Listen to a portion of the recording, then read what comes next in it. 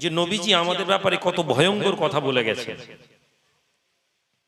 কি আল্লাহর নবী, দয়ার নবী, নূর নবী, পুর নবী বলছেন একটা জামানা আসবে আমার উম্মত ভালো কাজ করবে না। একটা জামানা আসবে আমার উম্মত ভালো কাজকে মন্দ কাজ মনে করবে আর মন্দ কাজকে ভালো কাজ মনে করবে। কথা বুঝতে পারছেন না পারেন নিজে? মন দিয়ে শোনেন। বারবার ছেলেদেরকে বলি, জলসা শুনতে এসেছো এটা ভুলে যাও। 1 ঘন্টার ক্লাসরুমে এসে বসেছি এইটা ভেবে বসো। আল্লাহর নবী বলছেন একটা জামানা আসবে আমার উম্মত ভালো কাজকে মন্দ কাজ মনে করবে এবং মন্দ কাজকে কি মনে করবে? ভালো। সাহাবারা অবাক হয়ে গেলেন, ইয়া রাসূলুল্লাহ এত খারাপ অবস্থা হবে? নবীজি বলছেন এর চেয়েও খারাপ অবস্থা হবে। এর চেয়ে খারাপ অবস্থা কি? আমার উম্মত ভালো কাজের দাওয়াত যারা দিবে, ভালো কাজের আহ্বান যাদেরকে দিবে তাদেরকে খারাপ মনে করবে আর খারাপ পথের লোকেদের অনুসারী এবং অনুগামী হবে। কি আশ্চর্যের কথা! আচ্ছা, এই কথা কি আমাদের জন্য বলা হয়েছে?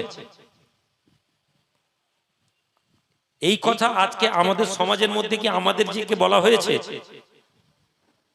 কি আমরা ভালো কাজকে মন্দ কাজ মনে করি? কে বলবেন?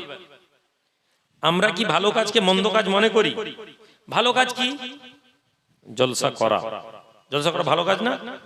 এই জলসা করাকে কি আমাদের মাঝে এমন লোক আমরা আছি যারা বলে জলসা করে কি হবে? এমন লোক আছে আমাদের মাঝে? আছে না নেই? জি।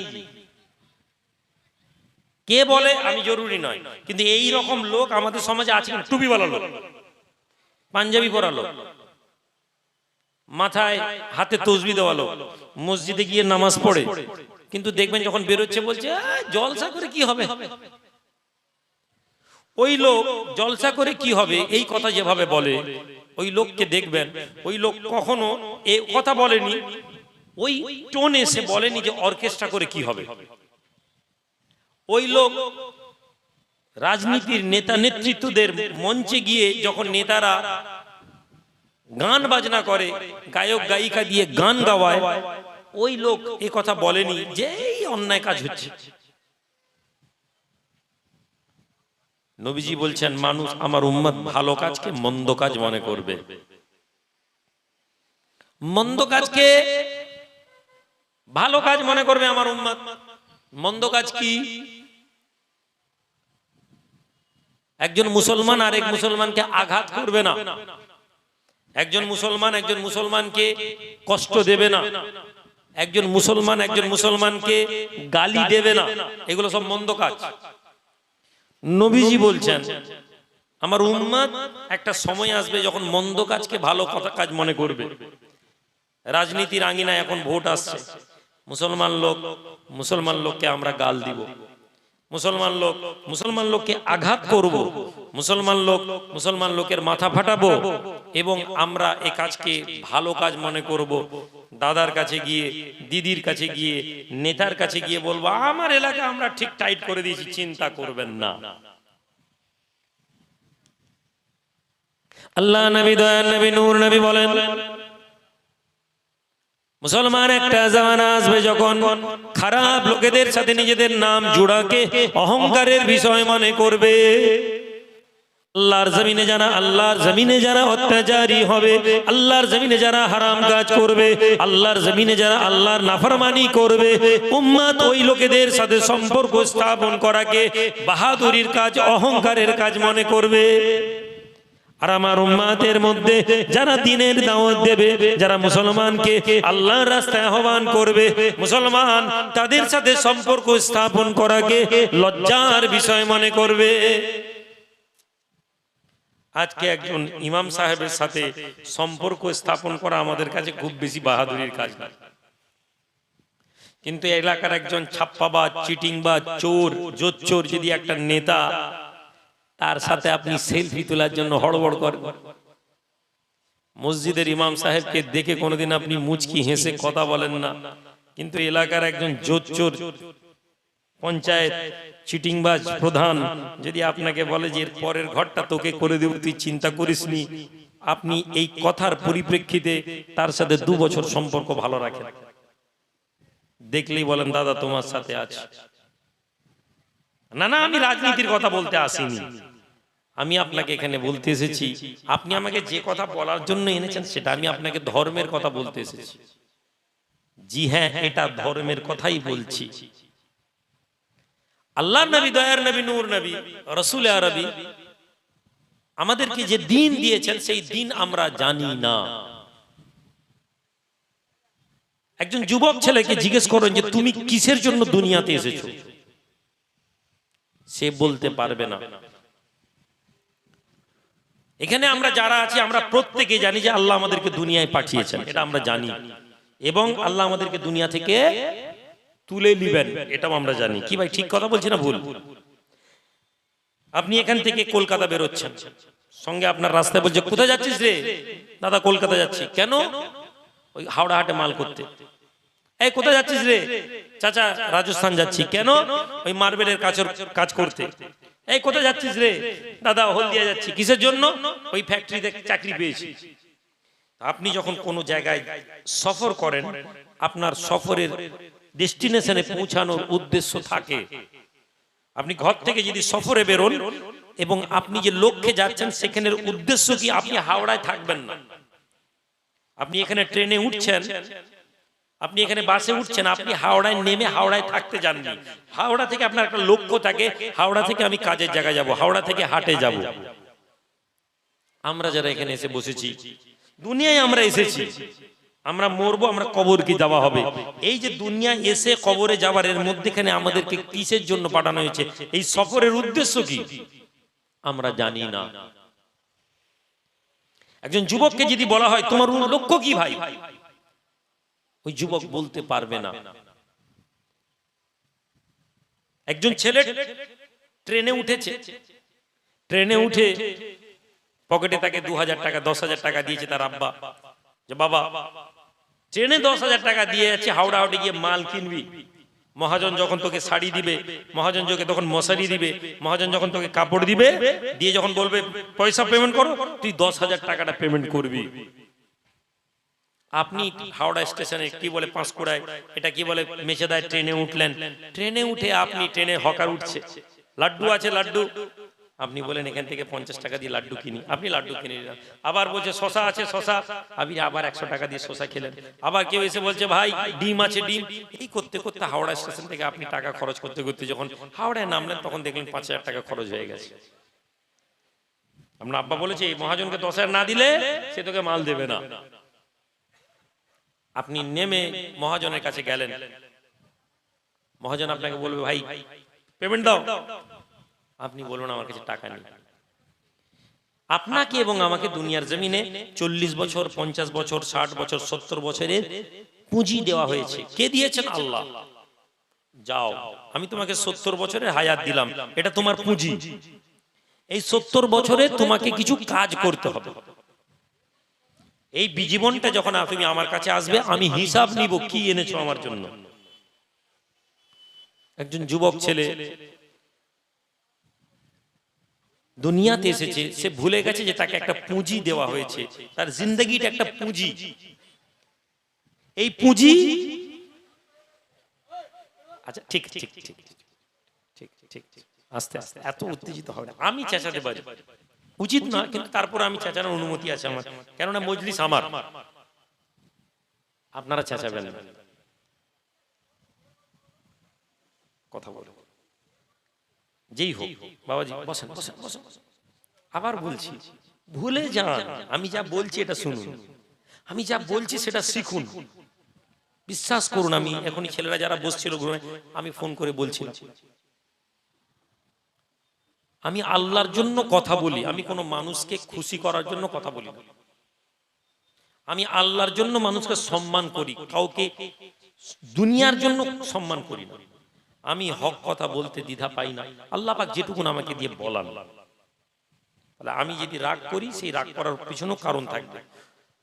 বয়স্ক লোক কথা বলছে, বেচারা বলছে জলসা শুরু হয়ে গেছে, তার মানে তার নিয়ত ভালো, সুবহানাল্লাহ বলে, কিন্তু আপনারা সেটা খেয়াল করেননি। আমি কথা বলতে বলতে তার কথা আমার কানে আসছে, ও লোক বলছে তুমি কে বলছো, বুঝতে পারেন। তাহলে এই যে ভাবনা, আমাদেরকে যদি এই ভাবনা দিয়ে এই যে ক্যারেক্টার ডেভেলপ করা, এটা আমাদের মধ্যে নেই। হ্যাঁ, আপনি চালাক লোক হলে এমার্জেন্সি ফোন আসছে, আপনি আস্তে করে মজলিস থেকে বেরিয়ে যাবেন, এটা চালাক লোক। বোকা লোক, সাধারণ লোক, ও কথা বলে একটু কিছু অসুবিধা নেই। সম্মানিত ভাইয়েরা, আবার বলছি শিখুন, জলসা শুনি, ফলে আমার কথা আপনি গ্রহণ করবেন না, কারণ আপনি শুনতে এসেছেন। আমি নামবো, বেরিয়ে গেলাম, ভাইজান খুব ভালো কাজ করেছে, অথবা কি বললো বুঝতে পারলাম। এই দুটো কথারই কোনো মূল্য নেই। যা বলছি সেটা বোঝার চেষ্টা করুন, আপনি চিন্তায় পড়ে যাবেন, আপনি পরেশান হয়ে যাবেন। 70 বছরের জীবন আপনাকে দেওয়া হয়েছে, আপনি এই 70 বছরের জীবনে আপনার লক্ষ্য দেওয়া হয়েছে আপনাকে। লক্ষ্য কি? জান্নাতে পৌঁছানো। এই জান্নাতে পৌঁছানোর জন্য এটা হচ্ছে আপনার ডেস্টিনেশন, আপনার লক্ষ্য হচ্ছে জান্নাত। 70 বছরের পুঁজি, এই পুঁজিতে এমন কিছু কাজ করতে হবে যে আপনি এই কাজের মাধ্যমে কাল কিয়ামতের দিন আল্লাহকে বলেন, আল্লাহ এটা আমি নিয়ে এসেছি। 70 বছরের জীবন আপনি ওই ক্ষীরাওয়ালা, শসাওয়ালা, লাড্ডুওয়ালা, হালুয়াওয়ালার মতন রঙিন জীবনে দেখেছেন কি? দুনিয়ার জীবনে যখন আপনি ছোট আছেন তখন আপনার মনে হয়েছে বড় হলে একটা মোটরসাইকেল কিনবো, ওটা ওই শসাওয়ালার মতন লাড্ডু। আপনি আরেকটু বড় হয়েছেন, বলছেন ওই মেয়েটাকে বিয়ে করতে হবে, ওর মেয়ের বাপটা বড় লোক, তাহলে আমাকে পয়সা কামাতে হবে। পয়সা কামাতে কিভাবে হবে? একজন বলছে হালাল রাস্তায় পয়সা করতে পারবি নি, ওর যা বড় চল একটু চুরি করি, ট্রেন লাইন দিয়ে কয়লা যায়, কয়লা নামিয়ে নিব, ট্যাঙ্কার থেকে তেল যায়, পেট্রোল যায়, পেট্রোল চুরি করে নিব, চল। আপনি নেমে পড়েছেন, এটা ওই হালুয়া, ওই যে পেট্রোল চুরি করছেন, আপনার পুঁজি হু হু করে নষ্ট হয়ে যাচ্ছে। ওই যে আপনি কয়লা চুরি করছেন, ওই যে আপনি বিভিন্ন ধরনের অন্যায় চিটিংবাজি করছেন, এটা আপনার পুঁজি নষ্ট করে দিচ্ছে। লক্ষ্য জান্নাত ছিল, একটা সময় আসলো যখন আপনি দেখলেন আল্লাহর দরবারে যখন পৌঁছালেন, তখন আপনার দুনিয়ার এই আপনার সুন্দরী বিবি, এই আপনার বড় বাড়ি, এই আপনার বড় গাড়ি, এই আপনার 2 বিঘা জায়গা, এগুলো কোনোটাই আপনার কোনো কাজে আসবে না। এইটা আপনি ভুলে গেছেন। আপনি বসেছেন ওয়াজ শোনার জন্য, কিন্তু আপনি ভুলে গেছেন যে আমি যে প্রতিযোগিতা নিয়ে ছুটছি, আমি যে লড়াইয়ে লড়ছি, আমি যে কম্পিটিশনে নেমেছি, এই কম্পিটিশন আমার কোনো কাজে আসবে না। ইয়াওমা লা ইয়ানফাউ মালুন ওয়ালা বানুন ইল্লা মান আতা আল্লাহি বিকলবিন সালিম। হে আল্লাহর বান্দা জওয়ানেরা, এই যুবকেরা, কোরআনুল কারীমের ওই কথা তুমি ভুলে গিয়েছো। আল্লাহ বলেন ওই দিন কিয়ামতের দিনে যখন তুমি আমার সামনে দাঁড়াবে, কেমন করে দাঁড়াবে? আল্লাহর কোরআন বলে ইয়াউমা ইয়াকুমুর রূহু ওয়াল মালাইকাতু সাফফান লা ইয়াতাকাল্লামুন صفا لا يتكلمون إلا من أذن له الرحمن وقال صوابا।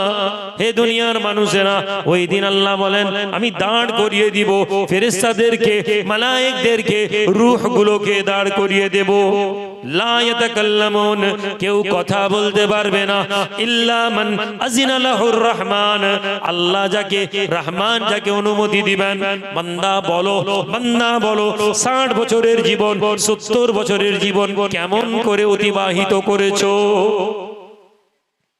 আমি রুহুল আমিন আপনাদেরকে বলি, ভাই ঠিক করে মিথ্যা বলবেন না। আপনি জানেন জি হুজুর, এই নামাজ পড়িস? জি নামাজ পড়ি। এই হারাম রাস্তায় সুদের ব্যবসা করেন তো? জি না, আল্লাহর কসম সুদ খাইনি। সুদের ব্যবসা করে আমি জানি, এসে আমার সামনে আল্লাহর কসম সুদ খাইনি। ও যখন আল্লাহর কসম খেয়ে সুদ খাইনি বলছে, তখন আমাকে ওকে বিশ্বাস করতে হবে, কারণ ও প্রকাশ্যে ঈমানদার। কিন্তু যখন আমি নবীর আদর্শ জানবো, কালকে আমি দেড়িয়া চক মাদ্রাসায় বলছিলাম মুনাফিকের আলামত রাসূলুল্লাহ বলছেন ওই ব্যক্তি মুনাফিক,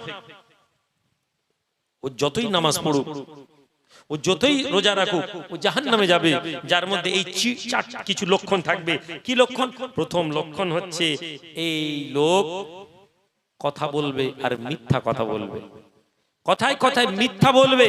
এই লোকের পরিচয় হচ্ছে এ হচ্ছে মুনাফিক।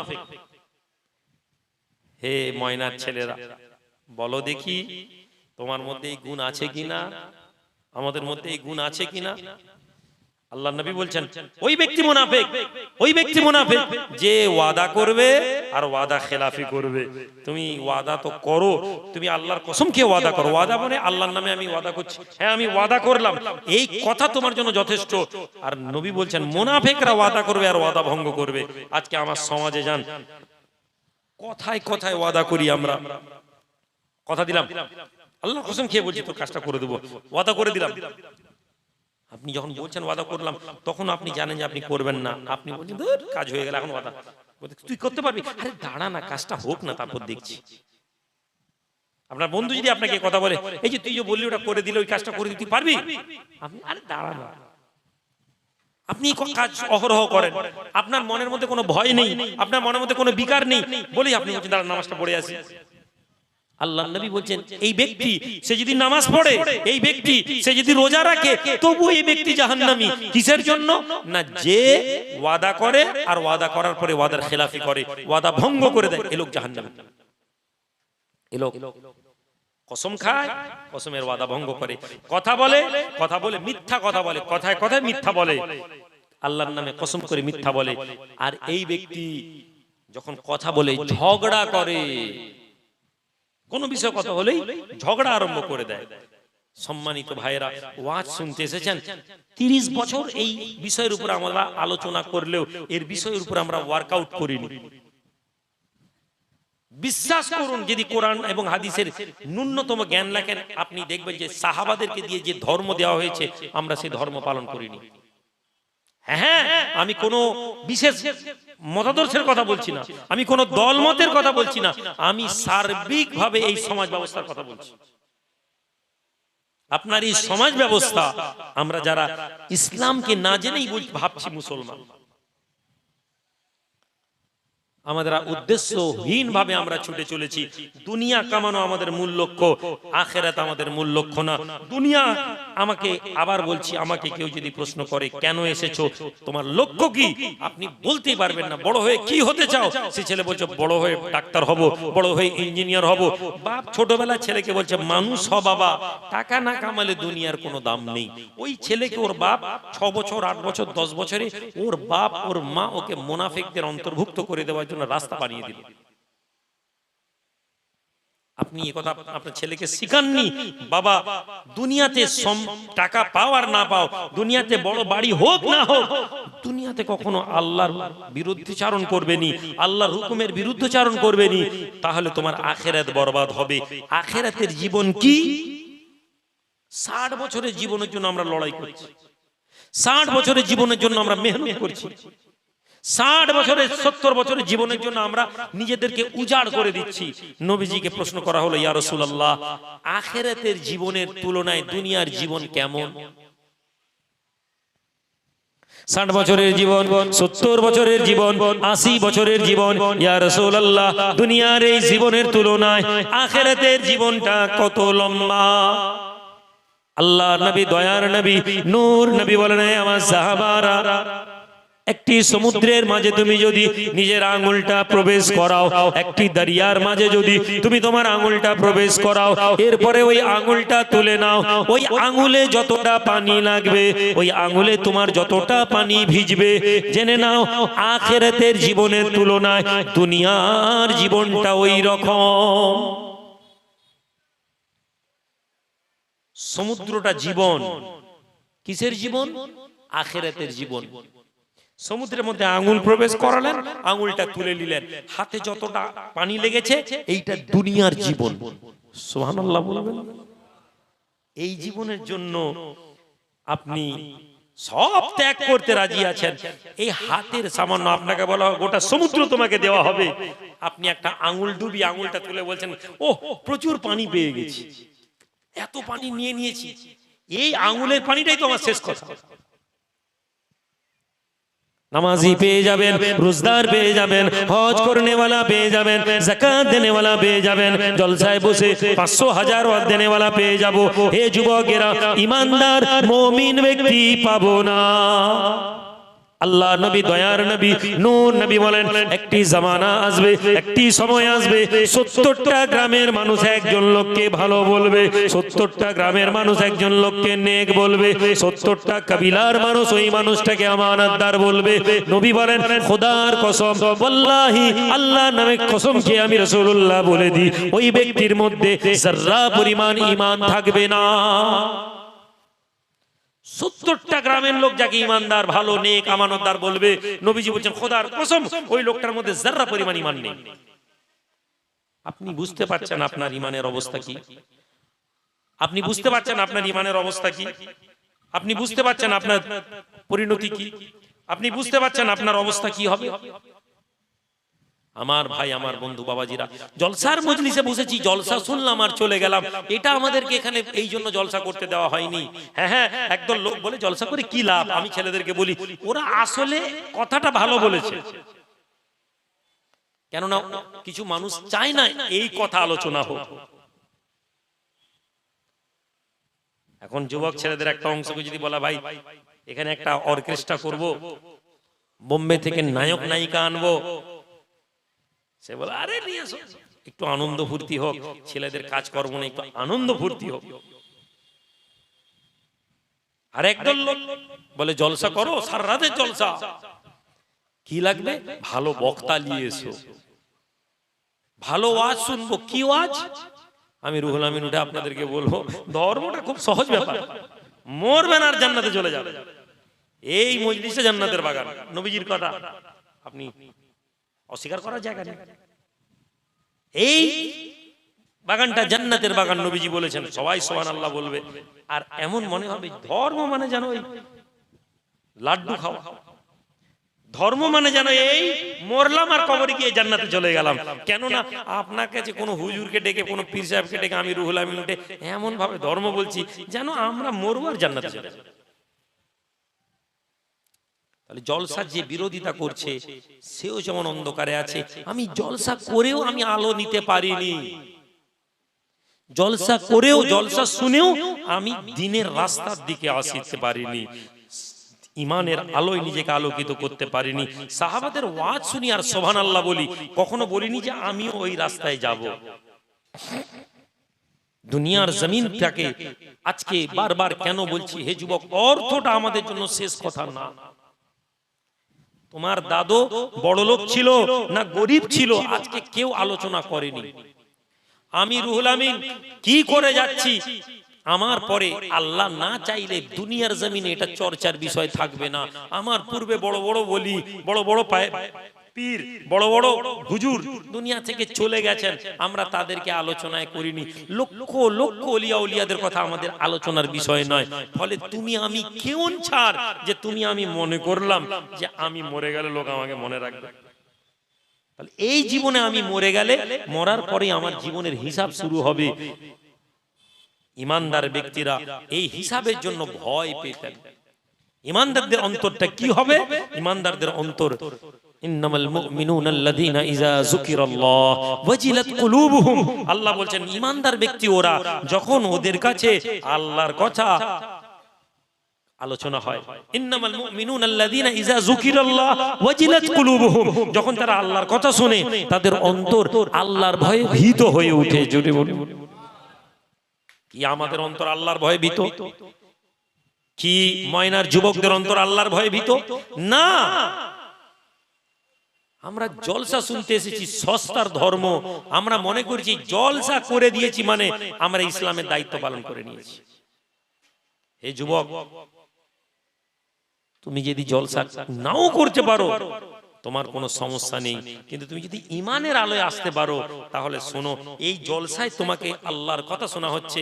ঈমানদারকে ওয়া ইযা তুলিয়াত আলাইহিম আয়াতি যাদাতহুম ঈমানা, যখন তারা এরকম কোন মজলিস, যখন তারা আল্লাহর কোন কথা, কোরআনের কথা জলসার মধ্যে, ওয়াজের মধ্যে, মসজিদের মধ্যে কোন আল্লাহর ব্যক্তির কাছে, কোন হাফেজের কাছে, কোন কারির কাছে যখন তারা শুনবে, ওয়া ইযা তুলিয়াত আলাইহিম আয়াতি, তাদের কাছে যখন কোরআনের তেলাওয়াত করা হবে, তারা যখন কোরআনের অর্থ বুঝবে, আল্লাহ বলছেন যাদাতহুম ঈমানা, তাদের ঈমান বৃদ্ধি হয়ে যাবে। জোরে বলুন, ঈমান বৃদ্ধি করা আমাদের এইটা লক্ষ্য। এই মজলিস বসার উদ্দেশ্য আমাদের ঈমানকে বৃদ্ধি করা, আমাদের এই মজলিসে বসার উদ্দেশ্য আমাদের ঈমানকে মজবুত করা, আমাদের এই জলসার উদ্দেশ্য যে আল্লাহ এবং তার রাসূলের কথাকে মনের মধ্যে বসিয়ে দেওয়া।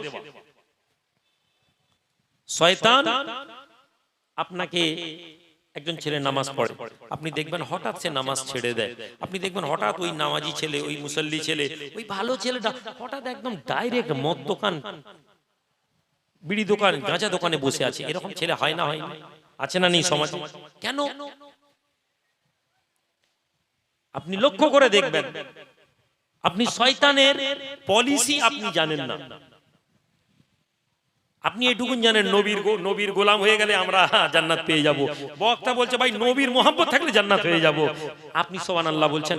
আপনি কখনো জিজ্ঞেস করেননি ভাই নবীর মোহাব্বতটা তো আপনার অন্তরে আছে, আপনার অন্তরে নবীর মোহাব্বত আছে? আপনি বলতে পারবেন নবীর মোহাব্বত আমাদের অন্তরে আছে? কিসের জন্য? দাঁড়িয়ে মিলাদ পড়েছি আর জিলেবি খেয়ে নিয়েছি বলে নবীর মোহাব্বত? নবীর মোহাব্বত কি জানি না। দয়ার নবী, নূর নবী, পূর নবী ঈমানের গুরুত্ব কি দিয়েছেন, ঈমান কাকে বলেছেন, যদি আমরা জানতাম তাহলে এই কথা বলতাম না। ঈমান কি? ঈমান হচ্ছে দুনিয়ার কামিয়াবি, ঈমান না। হযরত ওমর ইবনে খাত্তাব রাদিয়াল্লাহু তাআলা আনহু, হযরত ওমর রাদিয়াল্লাহু তাআলা আনহু দাঁড়িয়ে আছেন, বাইতুল মালে জিনিসপত্র এসেছে, মুসলমানদের মধ্যে ডিস্ট্রিবিউট হয়ে গেছে, মুসলমানদের মধ্যে দেওয়া হয়ে গেছে। এমন সময় সবাই চলে যাচ্ছে, এমন সময় হাতের মধ্যে একজন বাইতুল মালের মানুষ মেম্বার এসে বলছে, হুজুর এই মুস্ক খুশবু গায়ে লাগাই না আমরা, আতর মুস্ক রয়ে গেছে হুজুর, আমাদের দেশে মিস্ক বলে, বলে এই খুশবু রয়ে গেছে হুজুর, এটা দিয়ে দিতে হবে বাইতুল মালের মাল। হযরত ওমর বলছেন এতক্ষণ পরে তুমি নিয়ে এসো, সবাই মাল নিয়ে চলে গেছে, সব ডিস্ট্রিবিউট হয়ে গেছে। আচ্ছা এক কাজ করো, এটা মদিনার মেয়েদেরকে দিয়ে দাও। আমাদের দেশের মেয়েদের জলসা শোনার ব্যবস্থা করিনি আমরা। আজকে জলসা হচ্ছে, আপনার বিবি কোথায়, আপনার বোন কোথায়, আপনার মা কোথায়, আপনার স্ত্রী কোথায়? দেখবেন জান বলে মেহমান এসছে, সকালবেলা 10 কিলো গোশ 5 কিলো গোশ দিচ্ছে, ভালো করে জলসা হচ্ছে, গোশ রান্না করে। আপনার ছেলে মানুষ হয়নি, কিসের জন্য? আপনার স্ত্রী ধর্ম কি জানেই না। আপনি আপনার মেয়েকে বলছেন স্বামীর ঘর ভালো করে করবি মা, স্বামীর কথা শুনবি মা। স্বামী গ্যাঁজা খেয়ে মদ খেয়ে লম্পট হয়ে হড়বড় হড়বড় করে আসছে, আপনার বিবি ওই মদখোর, ওই ব্যভিচারী, অবৈধ সম্পর্ক নিয়ে জড়িয়ে আছে, সেই স্বামীর ঘর বসে আছে। কিসের জন্য? ও ধর্ম জানে না। আপনার মেয়ে যদি ধর্ম জানতো, আপনি যদি আপনার বিবিকে, আপনার স্ত্রীকে, আপনার বোনেদেরকে জলসা শোনার প্রোগ্রাম করতেন। আমাদের এই মেদিনীপুরের মুড়াইলের দিকে একটা গ্রাম আছে, নামটা এক্সাক্ট ভুলে যাচ্ছি, মুড়াইলের আশপাশের কোন গ্রাম, আমি জলসায় গেছি কয়েকবার ওদের, ওই গ্রামটাকে আমি দেখেছি জলসার দিন গ্রামের লোক হাঁড়ি বন্ধ রাখে, গোটা গ্রামে ওই দিন গ্রামের লোক হাঁড়ি বন্ধ, 12টা পর্যন্ত জলসা হয়, দুজন বক্তা থাকে, আমি থাকি আরেকজন, আমার ডেট কয়েক বছর ওরা পাইনি। এত আমি আনন্দিত, এইটা না হলে সমাজ পাল্টাবে না। তারা মেয়েদেরকে জলসা বসায়, পর্দার আড়ালে করে স্ক্রিন লাগিয়ে, সব স্ক্রিন লাগালে বক্তা বলছে ছবি উঠছে, চলবে না চলবে না ছবি, খুব ভালো জিনিস। কেউ যদি ছবি না তুলে খুব ভালো জিনিস, আমি তার বিরোধী না। 2000 টাকা আমি এমন বক্তাকে দেখেছি যে ভিডিও ক্যামেরা মহিলাদের জন্য ভিডিও করেনি, মহিলাদের জন্য টেলিকাস্ট করার জন্য সে এমন জলসায় তোলপাড় করেছে বলে লুবানো যায়নি। এরপরে ওই বক্তাকে 2000 টাকা কম দেওয়ার জন্য কমিটির লোকের সাথে ঝগড়া করতে দেখেছি, আমি দেখেছি, দেখা কথা বলছি। তাহলে আফসোস এই জাতির, আফসোস এই জাতির শ্রোতা, আফসোস এই জাতির আলেমদের, যারা ধর্মটা জানলো না, যাদের কাছে মনে হলো যে টেলিকাস্ট করাটা বড় গুনাহ, অথচ আমি ধর্মের কথা বলার পরে আমাকে যদি কেউ 1000 2000 কম নেয়, আমি তাদের সাথে ঝগড়া করছি, আর এদিকে ভাবছি আমি দ্বীনের খিদমত করছি।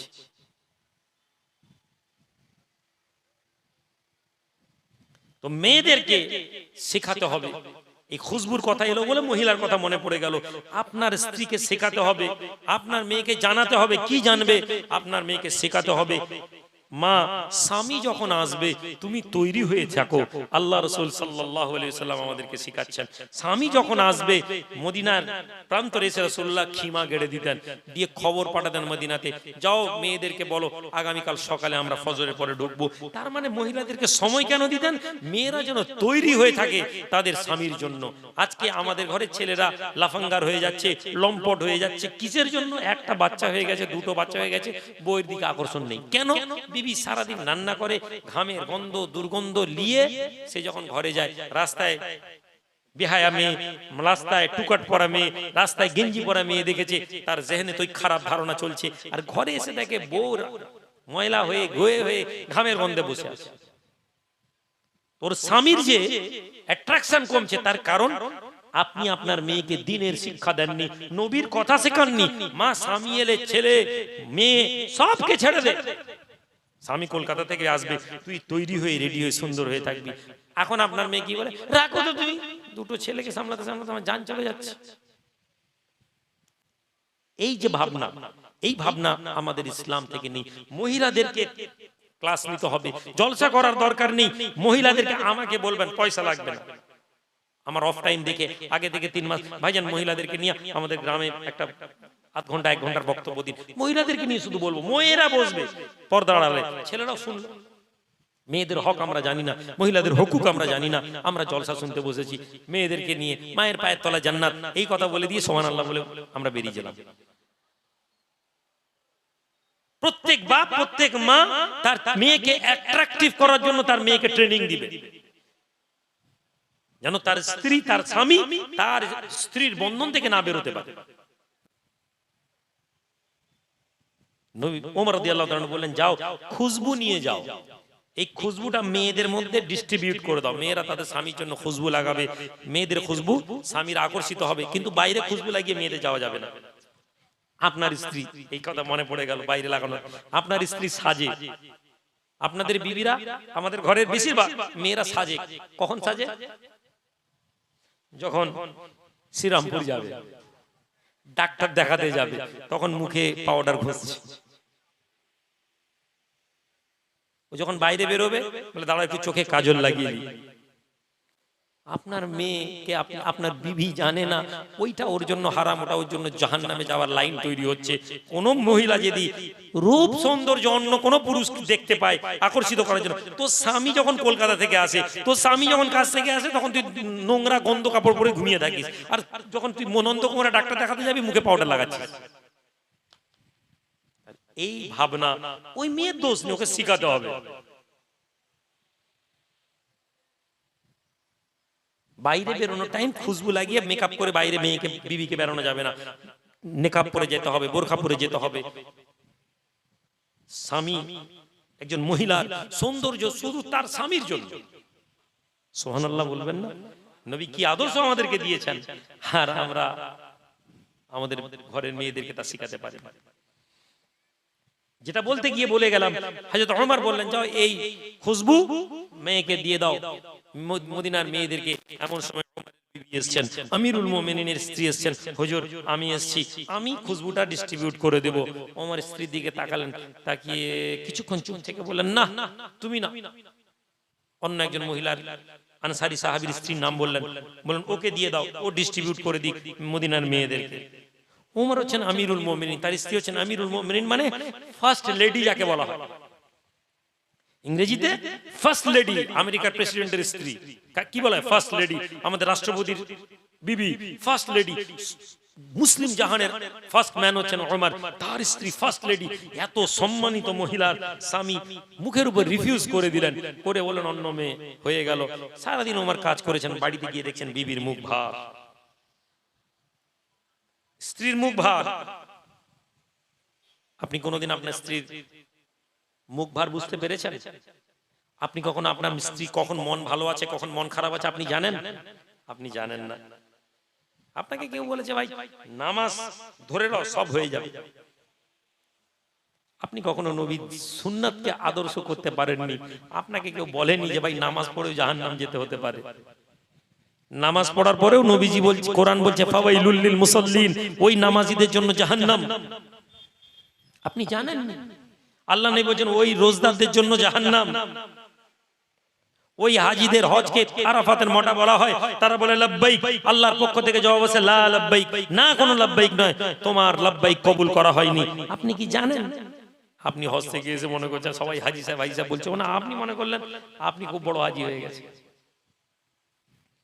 আল্লাহ নবী দয়ার নবী নূর নবী বলেন, আয়েশা রে, তোমার মন যখন ভালো থাকে, তোমার মন যখন খুশি থাকে আমি বুঝতে পারি, আর তুমি যখন আমার উপরে রেগে থাকো, আমি রাসূলুল্লাহর উপরে অসন্তুষ্ট থাকো, আমি নবীর উপরে রাগ করে থাকো, আমি মুহাম্মদুর রাসূলুল্লাহ সেটাও বুঝতে পারি।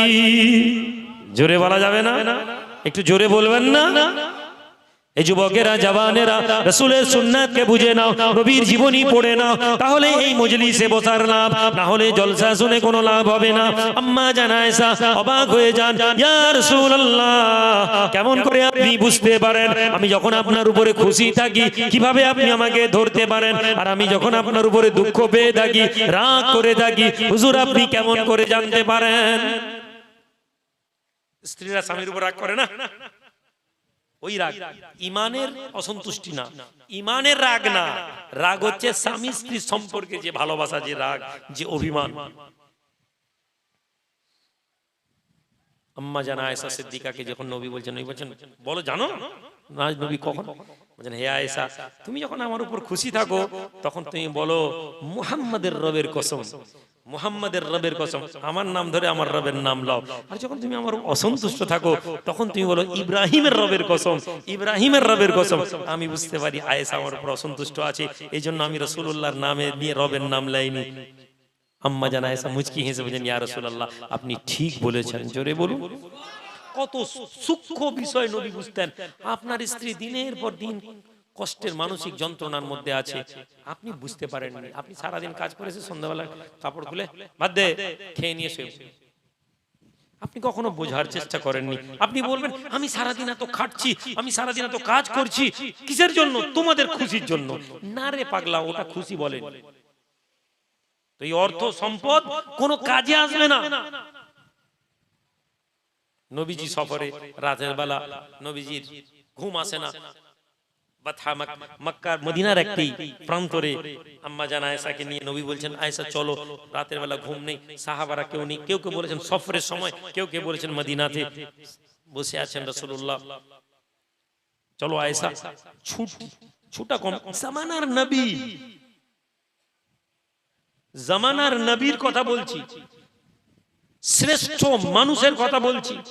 মুহাম্মাদুন বাশারুন লাইসা কাল বাশারি, মুহাম্মাদুন বাশারুন লাইসা কাল বাশারি, মুহাম্মদ এমন মানুষ যার মতন মানুষ গোটা পৃথিবীতে নেই। সেই নবী ঘরে এসে বলেননি, আয়েশা আমি বড় সারাদিন টায়ার্ড হয়ে আছি, মানুষের সাথে কথা বলতে বলতে আমি ক্লান্ত, এক কাজ করো আমি ঘুমিয়ে পড়ছি। না, বলেননি। রাসূলুল্লাহ বসে বাড়িতে এসে রান্নার জন্য বসে যেতেন, বিবিরা রান্না করতেন, নবী রান্নার সরঞ্জামের জন্য সবজি খুঁজাতেন, কখনো তরি তরকারি করতেন।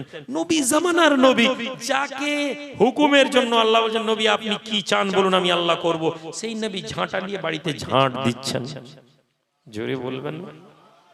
আমি হুজুর যদি গাড়িতে ঝাঁটা দিতে দেখি, আপনার ঘরের মেয়ে দেখে হায় হায় ভাইজানের অবস্থা খুব খারাপ, বাড়ি ঘরে ঘরে ঝাঁটা দেয় ভাই। আমি যদি ঘরে বসে বসে আমার জুতা পরিষ্কার করি, বাইরের মেয়ে এসে বলে হায় হায় ভাইজানের ঘরে এত কাজের লোক, কিন্তু ভাইজানের কোনো মূল্য নেই।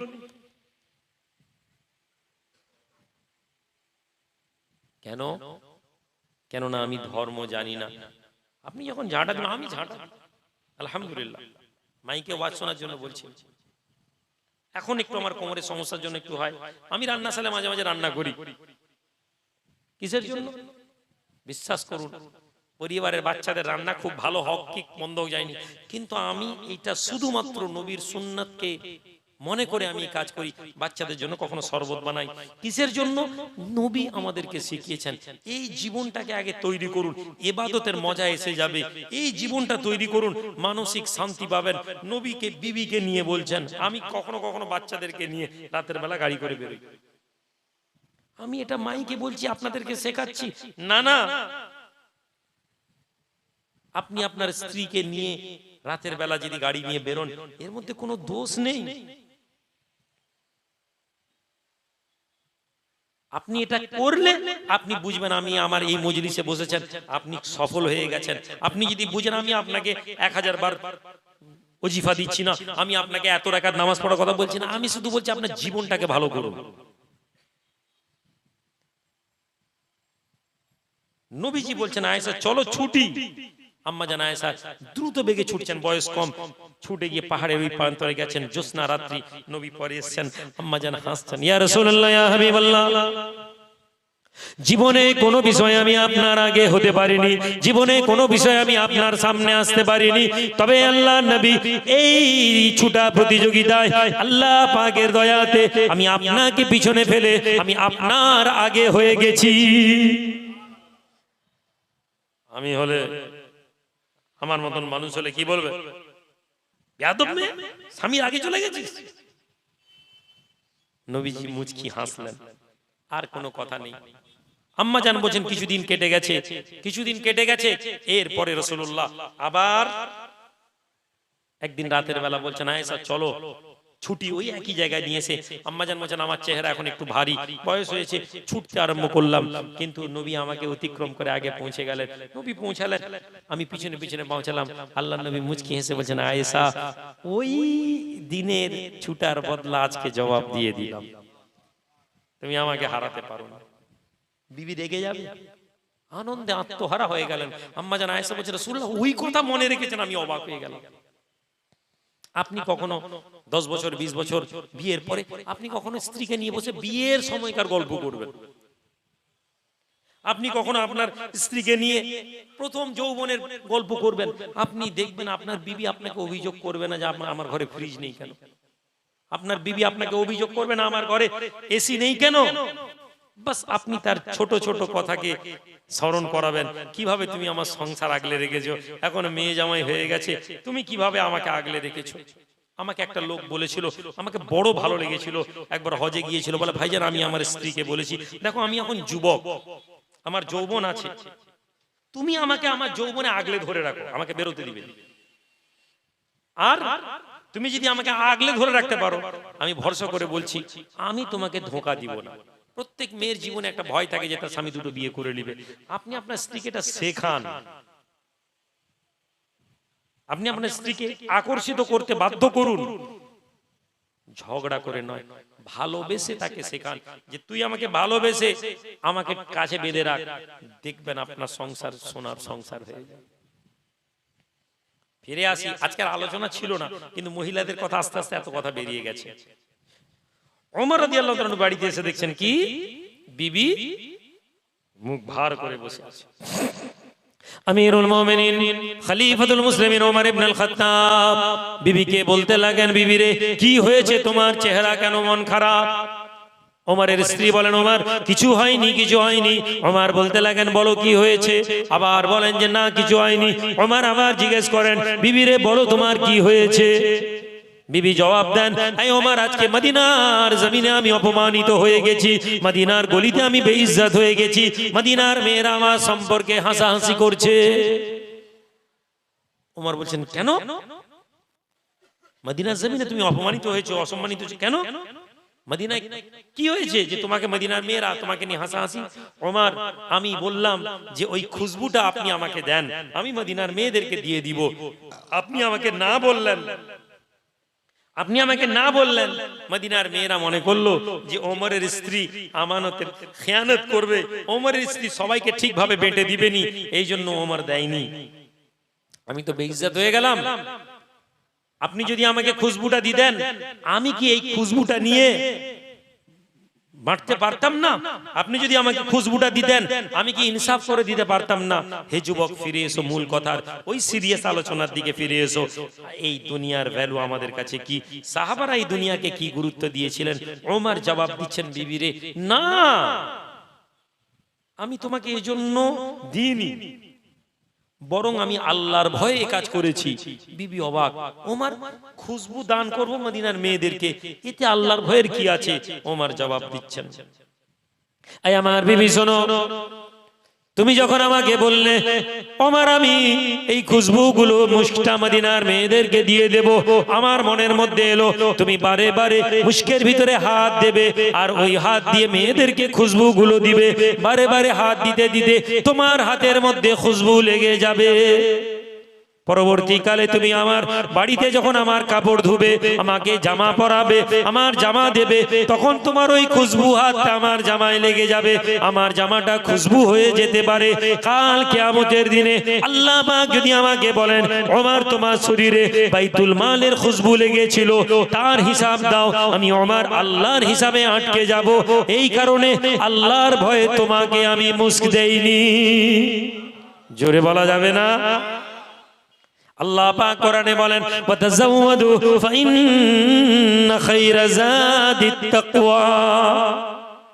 এই দুনিয়ার মানুষেরা আখিরাতের রাস্তা গ্রহণ করো, আখিরাতের পাথেয় সংগ্রহ করো। হে আল্লাহর বান্দা, আখিরাতের পাথেয় সংগ্রহ করো। তাযাওয়াদু ফাইন্না খায়রা যাদিত তাকওয়া। আখিরাতের পাথেয় কি না? আল্লাহ ভীতি। আজ আমাদের অন্তরে আল্লাহ ভীতিকে আমরা আনতে পারিনি।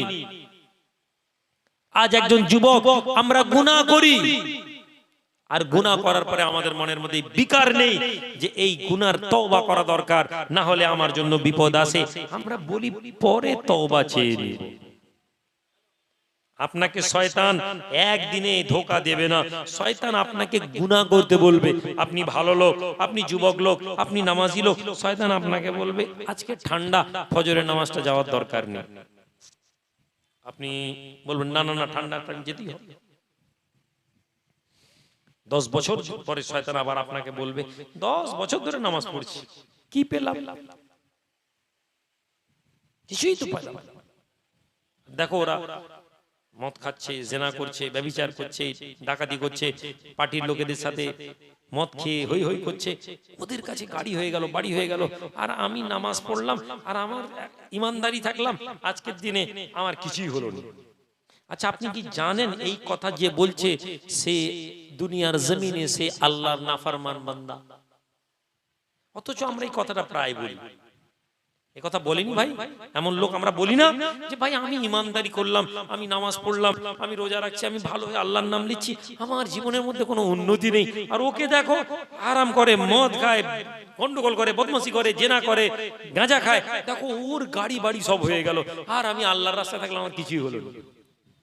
আপনি জানেন না এই কথাটা আপনার বলার পরিণতি আপনি একজন মুনাফিক, আপনি আল্লাহর নাফরমান বান্দা। তাহলে কি আপনি আল্লাহর নাম এজন্য নেন যে আপনি দুনিয়া কোটিপতি হবেন? আপনি কি আল্লাহর ভালোবাসাতে আল্লাহর হুকুমের জন্য আল্লাহর নাম নেন না? আপনি আল্লাহর নাম এজন্য কি নেন যে আপনার কোনো বিপদ হবে না? এই জন্য আপনি আল্লাহর নাম নেন না যে আল্লাহ বলেছেন তোমরা আমার ইবাদত করো। খালাকতুল জিন্না ওয়াল ইনস ইল্লা লিয়াবুদুন। জিন এবং ইনসানকে আমি সৃষ্টি করেছি আমার ইবাদত করার জন্য। আগেই বলেছিলাম লক্ষ্য আল্লাহর ইবাদত করা। আপনি কখনো এটা ভাবলেন না ওই দুনিয়ার একটা 4 চাকা গাড়ি করেছে একজন যুবক, আর আল্লাহ আপনাকে পাঞ্জেগানা নামাজ পড়ার তৌফিক দিচ্ছেন, আপনার কাছে ওই 4 চাকার গাড়ির ভ্যালুটা বেশি, পাঞ্জেগানা নামাজ পড়ার ভ্যালুটা আপনার কাছে নেই। আপনি এটা বলতে পারছেন না আলহামদুলিল্লাহ আল্লাহ আমাকে দিয়ে নামাজটা পড়িয়ে নিচ্ছেন। কত বন্ধু বান্ধব আমার নামাজ পড়তে পারেনি, আমি আল্লাহর নামাজ পড়ছি। আপনার অন্তত হৃদয়টা তো পরিপূর্ণ হয়ে যাবে যে আপনি রোজা রাখতে পেরেছেন, আপনার হৃদয় তো পরিপূর্ণ হয়ে যাবে যে আপনাকে মদ খাওয়ানো হয়নি, আপনার তো অন্তর পরিপূর্ণ হয়ে যাবে যে আপনি রোজা রাখেন, আপনি নামাজ পড়েন, আপনি হজ করতে পেরেছেন। অথচ আপনি মদ খান না, জেনা করেন না, অন্য কোনো মেয়ের সাথে ফাহিশ গল্প করেন না, আল্লাহ আপনাকে এত হেফাজত করেছেন। এইটার জন্য তো আপনি আল্লাহ শুকরিয়া আদা করবেন। আপনি অভিযোগ করছেন আমি নামাজ পড়লাম, আমার জীবনটা গরিবের মধ্যে, আর কি হলো? আরো আপনাকে এটা শয়তান বলে, আপনি শয়তানের চক্রান্ত জানেন না বলে আপনি বলছেন, আপনি জানেন না। আমি মাঝে মাঝে ছেলেদেরকে বলি, আমাদের সংগঠনের ছেলে কিছু ছেলে পারে, ভাইজান আপনি এত ঝুট ঝামেলা লিখছেন কেন? কেন আপনি এত কষ্ট করছেন? আজকে আমার স্কুলটা খুললো, আপনারা শুনেছেন তো দরবারে একটা ইংলিশ মিডিয়াম স্কুল চালু হয়েছে। আজকে গার্ডিয়ান প্যারেন্টসদেরকে শুধু হলদিয়া থেকে গাড়ি আসবে, গাড়ি যে দিচ্ছে তাকে মানে ভাড়া দেয় আর কি, দিচ্ছে মানে ফ্রিতে দিয়ে দিচ্ছে এমন কিছু না। হলদিয়াতে যে গাড়ি আসবে তাকে বললাম পেরেন্টসদেরকে একটু হিসাব বলুন, 2000 টাকা করে 60 কিলোমিটারের ভেতরে গাড়ি, 2000 টাকা করে গাড়ি ভাড়া। হলদিয়াতে দরবার থেকে হলদিয়া যাওয়া এবং আসা গাড়ির তেলের খরচ হচ্ছে 1500 টাকা পার ডে।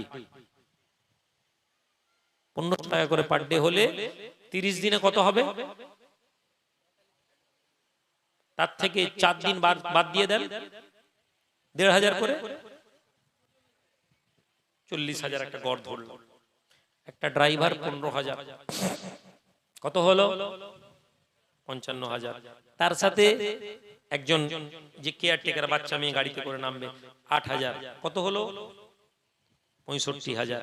গাড়ির কিস্তি আপনারা ছিলেন না, শুনছিলেন না, ওনার ছেলেও পড়ে, গাড়ির কিস্তি 30,000, 35,000, কত হলো?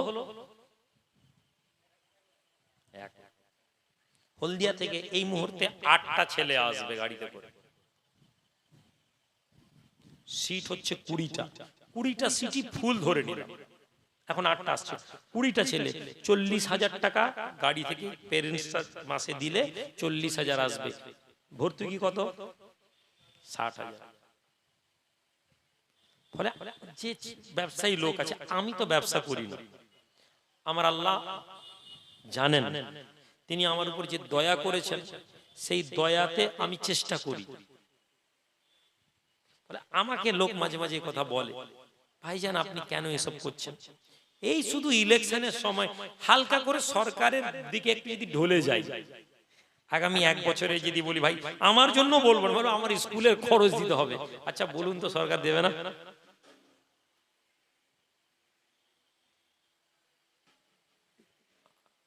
মানুষ এইটা বুঝতে পারেন।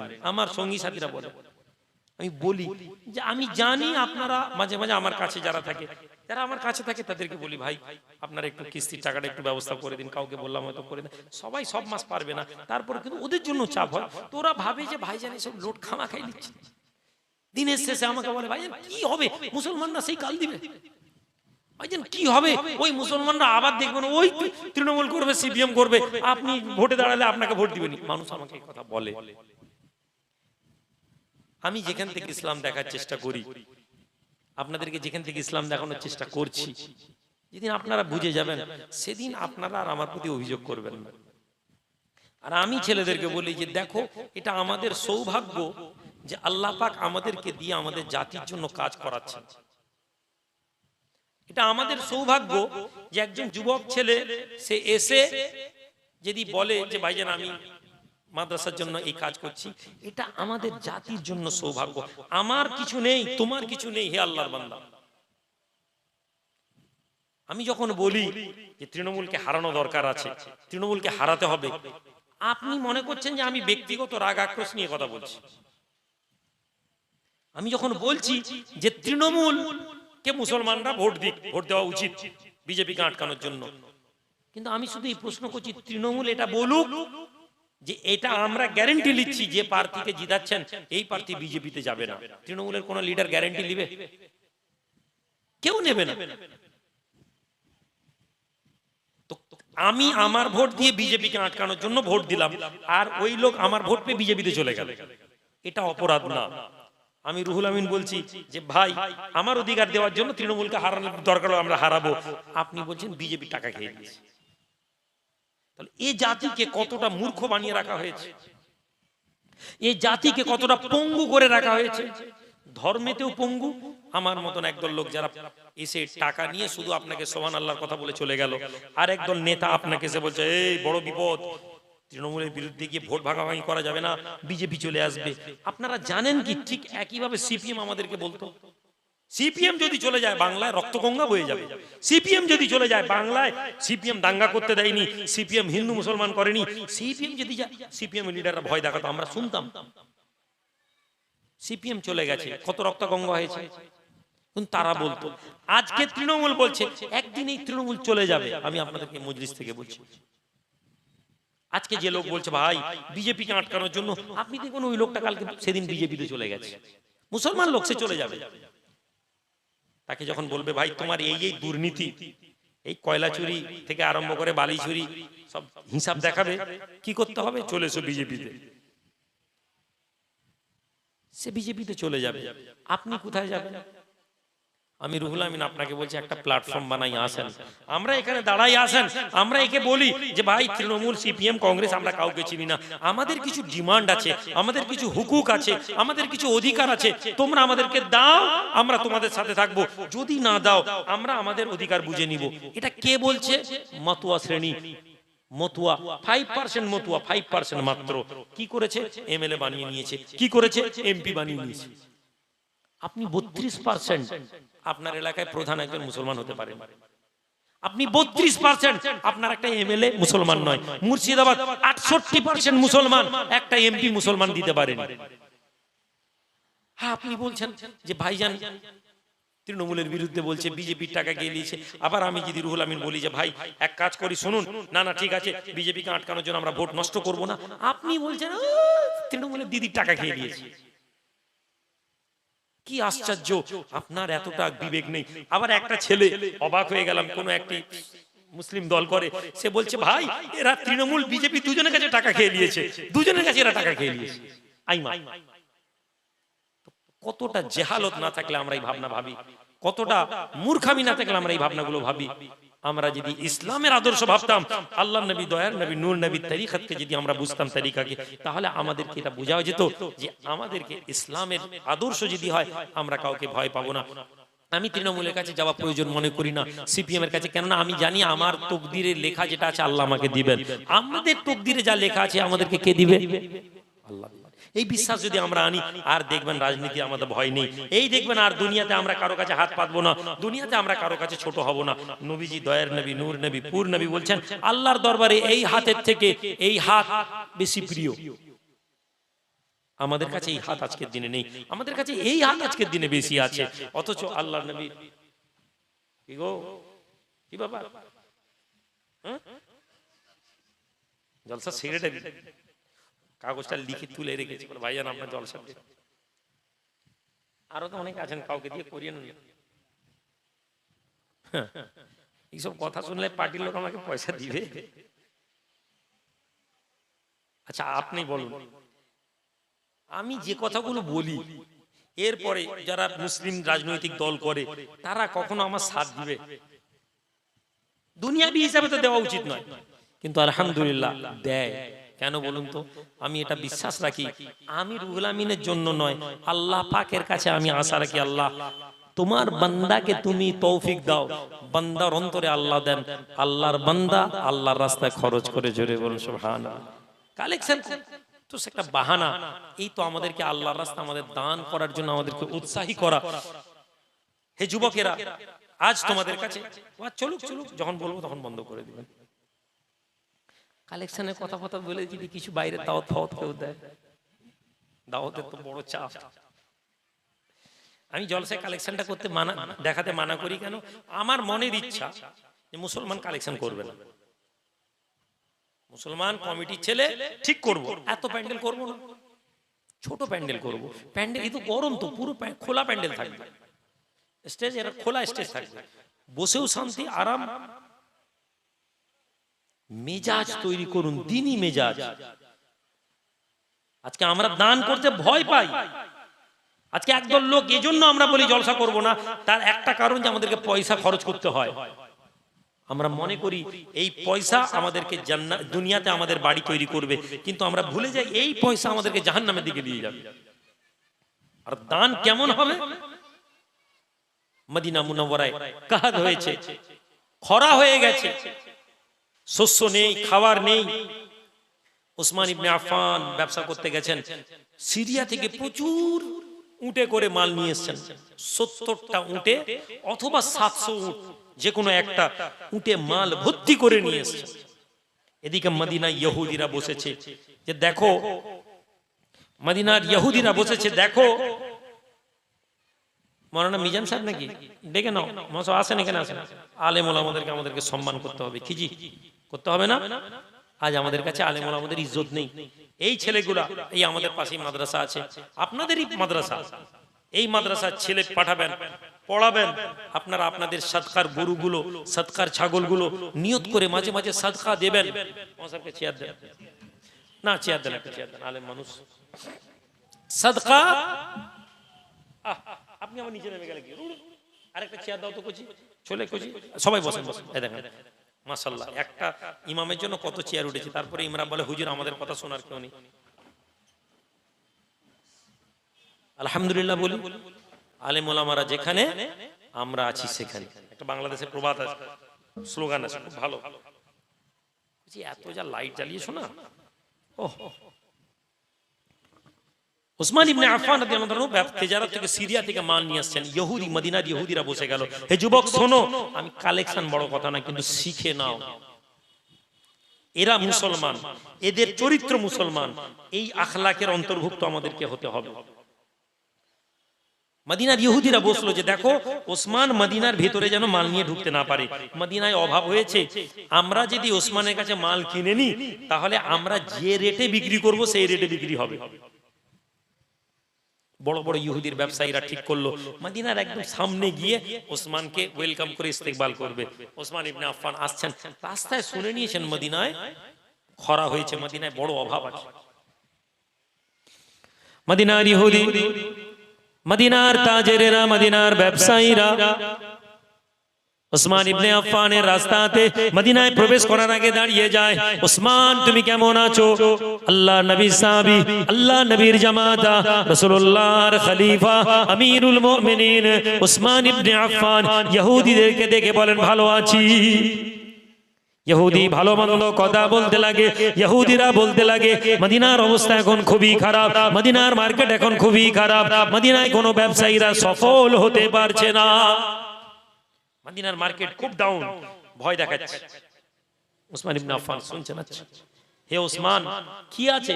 ভাই এই শস্য আছে। বাহ বাহ, কত দাম? 1 টাকা। বুঝানোর জন্য, কত বিক্রি করবে? 1 টাকার মাল 1.5 টাকায় বিক্রি করবে, 1 টাকা 60। ইহুদিরা বলল ভাই 2 টাকা রেট দিয়ে দিচ্ছি তোমাকে, মদিনায় মাল নিয়ে যাওয়ার দরকার নেই, আমাদেরকে দিয়ে দাও। এখন আপনি বলুন, আমাকে কেউ যদি, আমি একটা ব্যবসা করি, 1 টাকার মাল যদি আমাকে কেউ বলে 2 টাকা, আমি তো বিক্রি করি 1.5 টাকায়, 1 টাকা 40-এ, কেউ যদি ডবল লাভ দিয়ে দেয় আমি বলবো ঠিক আছে ভাই দিয়ে নে। ওসমান ইবনে আফফান বলছেন যে ভাই এর চেয়ে বেশি রেট পাওয়া যাবে মদিনায়। ইহুদিরা বুঝলো যে ওসমান মদিনার মার্কেট জানে যে মদিনায় শস্য নেই, ফলে রেট, আচ্ছা ঠিক আছে ভাই 2 টাকা, 1 টাকার মাল 2 টাকা। ওসমান ইবনে আফফান বলছে ভাই আরো বেশি রেট পাবো মদিনায় গেলে। আচ্ছা ঠিক আছে ভাই 3 টাকা, আর বেশি বলোনি, 1 টাকার মাল 3 টাকায় দিয়ে দিব। ওসমান ইবনে আফফান বলছেন এর চেয়েও বেশি রেট পাচ্ছি, 3 টাকা মনে অনেক হাই রেট। ইহুদি চুপ করে গেল, বলল এর চেয়েও বেশি রেট কি করে পাবে? এবার একটু পাশ থেকে একজন ইহুদি বলছে যে ওসমান ঠিক বলেছে, বেশি রেট আছে, ভাই আমি 1 টাকা মাল 4 টাকা দিয়ে দিব। ওরা তো জানে যে মাল মানুষ তো খাবে, ঘরের সোনা গয়না জমি বন্ধক দিয়েও মানুষ পেটের জন্য সব করবে। 1 টাকার মাল 4 টাকা। ওসমান ইবনে আফফান বলছেন ভাই মদিনায় এর চেয়েও বেশি রেট পাবো। ইহুদিরা এবার অবাক হয়ে গেল, কি ব্যাপার, এত রেট দিয়ে মদিনায় কে নিবে? আমরাই তো সবচেয়ে পয়সাওয়ালা, আমরাই তো ইহুদি, আমাদের কাছে সব সম্পদ, মুসলমানের কাছে এত টাকা, 1 টাকা। তখন তারা নিজেরা বসে গেল গোল টেবিল করতে, যে দেখো হতে পারে মদিনায় যা মার্কেট এখন 1 টাকার মাল যেই রেটে বিক্রি করো তাই, ওসমানের কাছে মাল ছাড়া যাবে না। ওসমান যদি আরো 1-2 টাকা বেশি বলে, আমরা সবাই মিলে টাকা জমা করে মালটা কিনি, করে আমরা জয়েন্টে টাকা জড়ো করব। আগে একটা ইহুদি রেট দিচ্ছিল, এখন সব ইহুদি বলছে আমরা সবাই মিলে রেট ঠিক করে ওসমানকে রেট দিই। ঠিক আছে, 1 টাকার মাল 6 টাকা। ওসমান ইবনে আফফান বলেন 1 টাকার মাল 7 টাকা। এবার ওরা বলছে অসম্ভব, 1 টাকার মাল 7 টাকা দিয়ে কে কিনবে? তারা বলল ঠিক আছে ওসমান, আমরা লাস্ট দাম 1 টাকার মাল 7 টাকা, এরপরে আর কথা হবে না। ওসমান ইবনে আফফান বলছেন মদিনায় গেলে এর চেয়ে বেশি রেট পাবো। ইহুদিরা বলে অসম্ভব, বিশ্বাস করি না, বিশ্বাস করি না ওসমান, তোমরা বলো, তোমরা মুসলমান, সত্যি কথা বলো, 1 টাকার মাল 7 টাকা দিয়ে কিনে? ওসমান বলছেন চলে এসে দেখো, আল্লাহ নবী সাহাবী রাসূলুল্লাহর গোলাম আমিরুল মুমিনিন ওসমান ইবনে আফফান ইহুদিদেরকে নেন, অপরদিকে তিজারতের উটগুলো যাদের পিঠের মধ্যে মাল ছিল, শস্য ছিল, ওই শস্যগুলো যেটা 1 টাকার শস্য 7 টাকায় বিক্রি করতেন ওসমান, এই শস্যগুলো আল্লাহ নবীর দরবারে মসজিদে নববীতে দাঁড় করিয়ে দেন। ওসমান ইবনে আফফানের সঙ্গে ইহুদিরা আছে। আল্লাহ নবীর সাহাবী ওসমান ইবনে আফফান রাসূলুল্লাহর দরবারে এসে বলতে লাগেন, ইয়া রাসূলুল্লাহ, আল্লাহ নবী বলেন, ওসমান এসেছো? ইয়া রাসূলুল্লাহ, আমি এসেছি হুজুর, আপনার দরবারে, আল্লাহর দরবারে তিজারতের কথা বলি। আল্লাহর রাস্তায় যদি একটা জিনিস দেওয়া হয়, এর প্রতিদান আমি কত পাবো? আল্লাহর নবী বলেন, হে ওসমান, একটা প্রতিদানে আল্লাহ পাক 70 গুণ বেশি তোমাকে দান করবেন।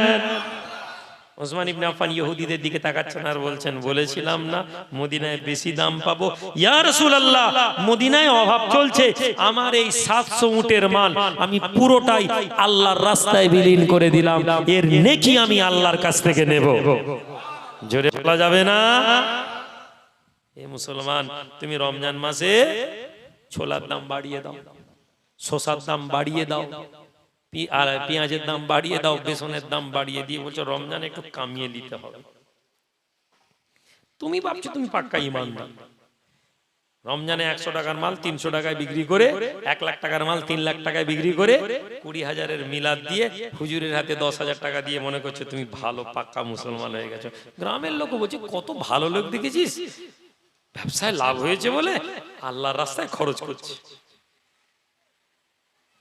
আর আল্লাহর খাতায় তুমি আল্লাহর রোজদারদের কাছ থেকে জোর করে পয়সা বার করেছো।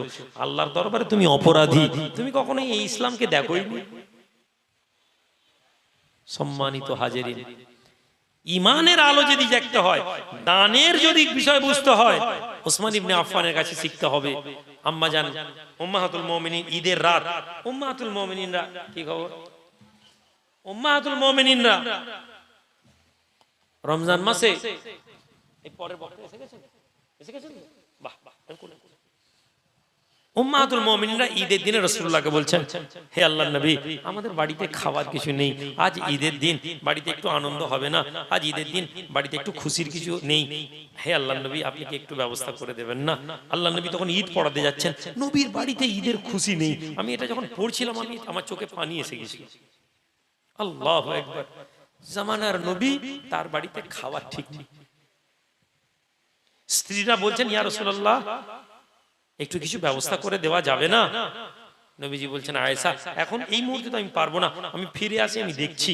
উম্মাতুল মুমিনিনরা যে যার বাড়িতে, নবী ঈদের কাছে রাসূলুল্লাহ বলেননি, এই সাহাবারা, আমার বাড়িতে খাবার নেই, তোমরা একটু কিছু খাবার দিবে? এইটা বলার শুধু রাসূলকে দরকার ছিল। মানুষ দাঁড়িয়ে ছিল নবীর জন্য কোরবান হয়ে যাওয়ার জন্য। মুসলমানরা নবীর জন্য রক্ত, জান, মাল দেওয়ার জন্য কোরবান ছিল। আমার নবী কোনোদিন হাত পাতেন না। আর আমি রুহুল আমিন ভাই, কিছু সাহায্য করেন মাদ্রাসার জন্য, মক্তবের জন্য, দরবারের জন্য। হাত পাততে আমার 1 সেকেন্ড লাগে না। আমি মনে করছি আমি ভালো দিনের কাজ করছি। জামানার নবী শুধু এই কথা বলা ছিল যে আমার উম্মতের জন্য কিছুটা সহযোগিতা করে দাও, আমার বাড়িতে ঈদের দিনে কোনো খুশির খবর নেই, রান্না বান্না নেই। না না, নবী বলেছেন, তোমরা যদি চাও, উদউনি আস্তাজিব লাকুম, আল্লাহ বলেন আমার কাছে চাও, আমি তোমাদেরকে দিব। হে আল্লাহর বান্দা, চাও তুমি দুনিয়ার কাছে, আমার কাছে কেউ যদি চায়, আমি মুখে না বললে বিরক্ত হই। আরে বারবার যখন চাই বিরক্ত, আরে ভাই তুমি তো সেদিন এসেছিলে, আবার এসছো। দুনিয়ার কোন মানুষের কাছে আপনি যখন চাইবেন, আপনার রেসপেক্ট কমে যাবে, আপনার সম্মান কমে যাবে, আপনার ইজ্জত কমে যাবে। মুখে না বললে ওই লোক অসন্তুষ্ট হবে। অথচ আপনি দুনিয়ার একটা লোকের কাছে চাইতে হাত পাতা করেননি। এলাকার প্রধানের কাছে কি বলছেন, আমার যে ঘরটা দিবে বলছিলে, আমার যে ওই ভাতাটা করে দিবে, কত জিল্লাত অপমান আপনাকে করে, তারপরেও আপনি তার কাছে ছোট হয়ে, এই তুই আমাদেরকে ভোট দিস নি, আমাকে, হ্যাঁ দাদা ভুল হয়ে গেছে। এরপরে আপনি অপমানিত হন, তারপরেও সে আপনাকে দেয় অথবা দেয় না। আর আপনার রব বলছেন, উদউনি আস্তাজিব লাকুম, বান্দা আমার কাছে চাও, আমি আল্লাহ তোমাকে দিব। আপনার রবের কাছে আপনি কোনোদিন চাইতে পারেন না। প্রতিদিন আপনি কোনো বড় লোকের কাছে গিয়ে হাত পাতেন, অথচ আপনার রব প্রতিদিন আসমানের কাছে এসে বলেন বান্দা, শেষ আসমানে নামেন, রব ডাক দেন বান্দা আমার কাছে চাও, কে আছো অভাবী, আমি আল্লাহ, আমার কাছে চাও, আমি তার অভাব পূরণ করব। আল্লাহ শেষ আসমানে নেমে ডাক দেন, কে আছো বেমারি, আমার কাছে শেফা চাও, আমি তাকে শেফা দিব। প্রত্যেকটা অভাবীর অভাবের জবাব দিব। আপনি রাত 3টায় মোবাইল ঘাঁটছেন আর ভাবছেন কাল সকালে গিয়ে পার্টির নেতার কাছে যেতে হবে, কাল গিয়ে হুজুরের কাছে তাবিজ নিতে হবে, আমার কাজটা হচ্ছে না। যখন আল্লাহ আপনাকে বলছেন চা আমার কাছে, আল্লাহ দেখছেন আপনাকে, আল্লাহ চাইছেন, অথচ আপনি ওই সময় মোবাইলে পাবজি গেম খেলছেন, মোবাইলে সিনেমা দেখছেন, গান দেখছেন, দেখে আপনি ঘুমাচ্ছেন আর আপনি বলছেন আপনার জীবন বদলালো না।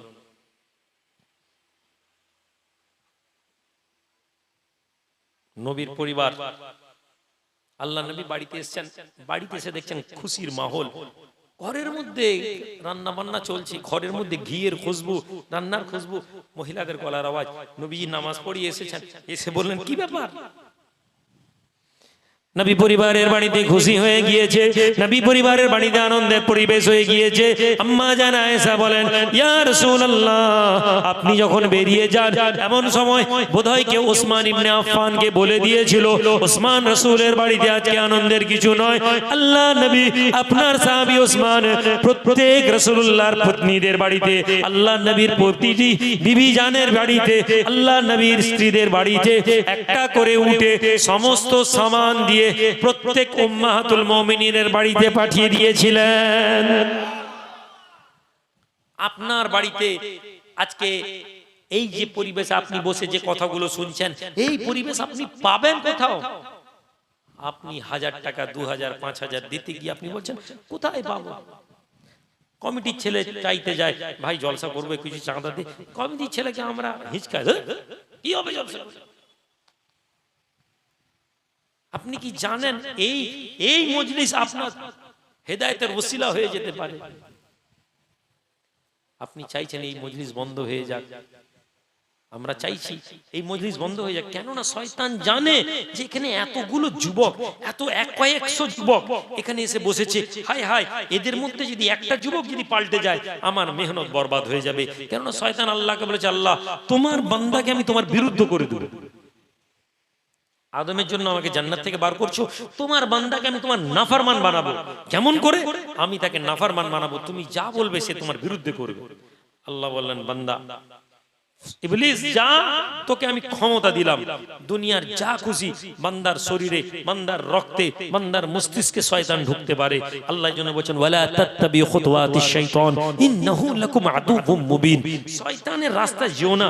ওই যে বড় পাকা 2-3 তলা বাড়ি দেখছো, তুমি ওই বাড়ির দিকে দেখো না, ওটা শয়তান তোমাকে দেখাচ্ছে। ওই যে মোটরসাইকেল দামি গাড়িটা দেখছো, ওই গাড়ির দিকে দেখো না, তুমি দেখো তোমার কাছে একটা ছোট্ট মোটরসাইকেল আছে, ওটার দিকে দেখো আর বলো আলহামদুলিল্লাহ, আল্লাহ তোমাকে কালকে ওই গাড়ির মালিক বানিয়ে দিবেন। আজকে এখানে বসে তুমি যখন ওই গাড়িটা দেখছো, তখন তুমি আল্লাহর নাশুকর বান্দা হয়ে যাবে। রাসূলুল্লাহ বলেন আল্লাহর শুকরগুজার বান্দা যদি হও, উপরে তাকিও না, নিচের দিকে দেখো, অর্থাৎ তুমি কি পেয়েছো এটার উপরে তুমি ক্যালকুলেশন করো। এই ময়নার যুবক কি আছে তোমার কাছে তুমি লিস্ট বানাও, কি নেই এর লিস্ট বানানোর দরকার নেই। 40 বছর জীবনে, 42 বছরের জীবনে, 45 বছরের জীবনে, 50 বছরের জীবনে কি পেয়েছি এর লিস্ট বানান, দেখবেন আপনি আল্লাহ শুকরিয়া আদায় করে শেষ করতে পারবেন না। আপনার কাছে একটা বাড়ি আছে, আপনার বিবি আছে, আপনার ছেলে আছে, আপনার মা আছে, আপনার বাপ আছে, আর আপনার কি চাই? নবীজি বলছেন পৃথিবীর সবচেয়ে সুখী ব্যক্তি ওই যে ব্যক্তি রাতের বেলা তার ছেলে মেয়েদেরকে নিয়ে এক লোকমা খাবার খাচ্ছে। আল্লাহ নবী বলছেন ওই লোক পৃথিবীর সুখী ব্যক্তি। আপনার জন্মানোর পর থেকে আজ পর্যন্ত আপনি পরিবার ছাড়া কোনোদিন খাননি, আপনার বিবি, আপনার বাচ্চা, আপনার ছেলে মেয়েদেরকে নিয়ে আপনি প্রতিদিন খাচ্ছেন, অথচ আপনি বলছেন আহ এই গরমে কি করে টিকবো বলো তো, আল্লাহ এত গরম। আপনি আল্লাহর শুকরিয়া আদা করতে পারলেন নি। হ্যাঁ, ট্রেন লাইনে গিয়ে দেখেন, প্ল্যাটফর্মে গিয়ে দেখেন, রাস্তায় গিয়ে দেখেন, কত মানুষ ঘরের মধ্যে শোয়ার যায়নি, বৃষ্টি হচ্ছে, ঝমঝম করে পানি হচ্ছে, আপনি আপনার ছেলে মেয়ে বিবিকে নিয়ে পেঁয়াজি খেয়ে মুড়ি খেয়ে গল্প করছেন, হাসছেন, আপনি বলছেন আহ কি বলো তো, এই টিনের দরজায় টং টাং করে বরফ পড়ছে, পানি পড়ছে, বলছেন আজ যদি একটা পাকা ঘর হতো, টিনের ছাদা থেকে একটু একটু পানি পড়ছে, আপনার কাছে অভিযোগ আপনি কখনো দেখেননি ওই স্টেশনে বৃষ্টিতে ওই থরথর করে বুড়ো মানুষটা কাঁপছে যার মাথার মধ্যে ছাদ নেই? আপনি ওকে দেখলে আপনি কোনোদিন অভিযোগ করতেন না। এটা ইসলাম, এটা দ্বীন, এটা ধর্ম, আপনি এটা ভুলে গেছেন। সুতরাং ভাই, আমরা মুসলমান যদি পেয়েছি এর ক্যালকুলেশন করি, আমাদের জীবন বদলে যাবে। কালকে আমাদের কোনো অভিযোগই থাকবে না। এই দুনিয়ার যে ছুটার প্রতিযোগিতা, এই প্রতিযোগিতা কমে যাবে। আজ বন্ধু বন্ধুর সাথে আমরা কথা বলি না, ভাই ভাইয়ের সাথে কথা বলি না, দুনিয়া দুনিয়া দুনিয়া না, দুনিয়া দুনিয়া নয়। সপ্তাহে একদিন বসবো, যুবক ছেলেরা বসে গল্প করব, বন্ধু বান্ধব, আমি আমার পরিবারকে কিছু ছেলেদেরকে নিয়ে আমাদের একটা বসি, আমরা ওই সময় একদম নির্দেশ আছে, কোনো মোবাইল নাই, বসে শুধু গল্প করবো, মজা করব, গল্প করব, ভালো কথা বলবো, ফাহেস কথা বলবো না, নোংরা কথা বলবো না। ইমাম সাহেবকে নিয়ে বসবো, ইমাম সাহেবের সাথে কথা বলবো, ইমাম সাহেব ভালো কাজ কি বলেন। জীবন বদলে যাবে যুবক। এসো আল্লাহর রাস্তায়, দেখো তোমার পরিবর্তন কি।